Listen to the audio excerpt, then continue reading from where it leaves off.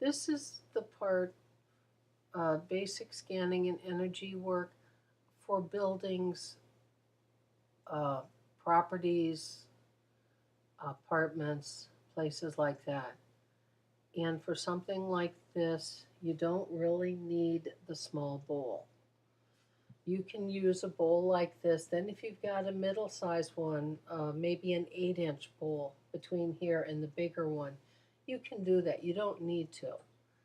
But again, you hold it firmly but loosely, and you just walk. You walk as close to the perimeter of the building as you can. And you keep going. And what you may find, like in this case, I may accidentally do this rather than this. Since it's bigger, it's harder to miss, although you can miss. I've done it. But you might find that you mishit it. Those are the places to pay attention to. And you may start noticing that as you're going through, when the bowl starts acting up, you may be walking through what actually feels like a dead area, or it may feel chilly, or it may just feel odd. Say you're in a pretty empty room, and right under the window in the east, as you're walking by, even though the place feels comfortable, you suddenly walk through something that just feels funny, and the bowl is acting funny. Well, then that's just sort of a double sign that, oh, something to pay attention to. So you walk through the whole place as best you can, and I'd recommend doing one level at a time. It's just easiest, So say you're doing well, let's say if my parents' house, if the house I grew up in still existed, it's a split level. It was a split level ranch. So I'd start in the kitchen by the door. I'd go around the room with the bowl. I'd enter the hallway, do that, go into the bathroom, go around there, go back in the hall, enter the next bathroom, enter the hall, go into what was mom's bedroom, enter the hall, open the little closet door, excuse me, and put the bowl in there because there was a little closet at the end of the hallway, sort of, if it's only like a yard, you can sort of go like this if you can't reach it completely. And then I'd go into the sewing room, and as close to the wall, I'd go completely there, singing it. I'd go back out in the hall, go another couple feet, go into what was Dad's bedroom, go completely around, go back in the hall, then go into the sewing piano, or the what used to be the sewing, but was the piano storage room. Go completely around, go through the doors, go completely around what was the living room, go to the front door entryway, start over, and that's a complete circuit. And in the process, now my parents' house had a lot of unpleasant vibes. And I'll just leave it at that. And as it was, the house has been torn down because the people who bought the property. But I literally, after dad died and mom was moved into assisted living, I actually took the small bowl and tried to use it to clean some of the energies up, which is why I say if you've got a big place, you can do it. But if you're going to use a small bowl like this, don't use it for scanning. Because I did. I tried. I had big rooms in this house, and I was going in every corner, and it just felt funny.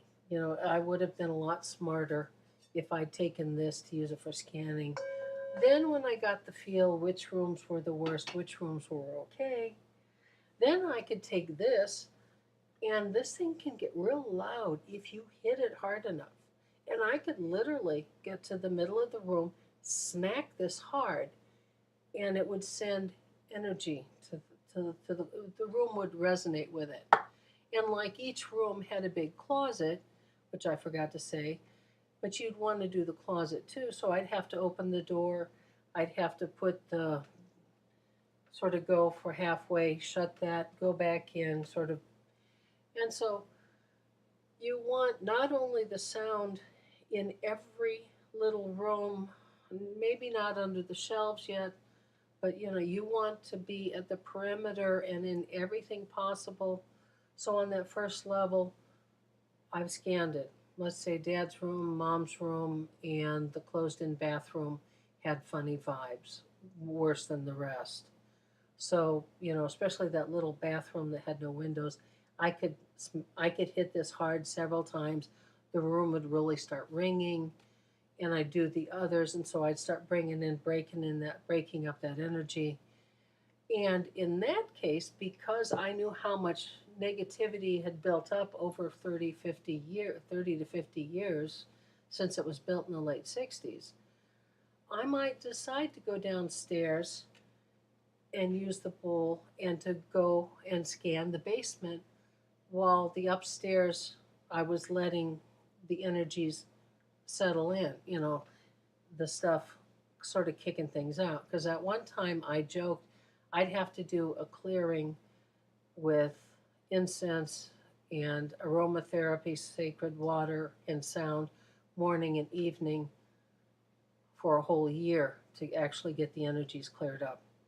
As it was, they basically tore the house down because they didn't want it, but it's okay.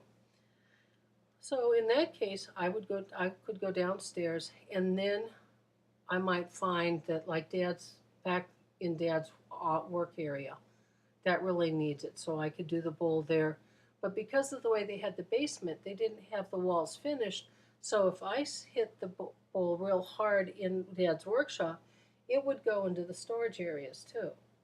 So what you do is, and like I said, it works best if you do one level, but it depends. In the case of this house that doesn't exist anymore because it's not ours and it's torn down, you can strike it real hard and then but you might have to do it several times. You might have to do this process. Unlike a person, you can do it pretty much once or twice and it's okay.